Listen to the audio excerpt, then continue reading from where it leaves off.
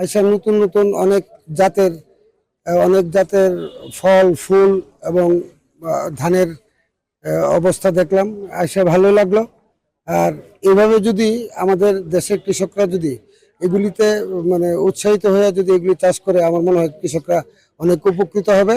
আধুনিক যুগ প্রযুক্তির মাধ্যমে যে বিভিন্ন কৃষি পণ্য উৎপাদন এবং কৃষি সরঞ্জাম, আধুনিক সরঞ্জাম এখানে প্রদর্শন করা হয়েছে।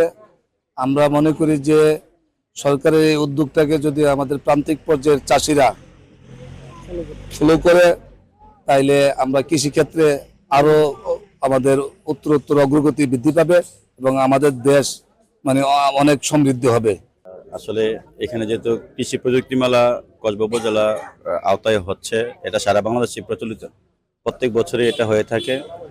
তো আমরা এখানে আমি মনে করি যে যারা কৃষকরা আছে এখানে অত্যাধুনিক কিছু যন্ত্রপাতি এখানে শো করা হয়েছে, পাশাপাশি আধুনিক বাগান ব্যবস্থা যেটা, তারপর হচ্ছে উন্নত মানের বীজ আমরা দেখতে পেলাম।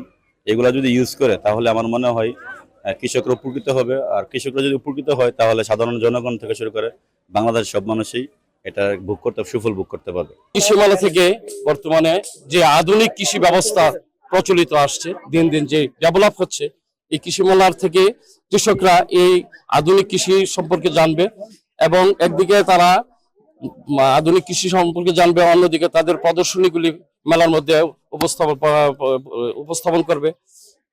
মানে এই কৃষি মেলা থেকে আমরা মোটামুটি এগুলি জানতে পারবো, নতুন বীজ সম্পর্কে জানতে পারবো।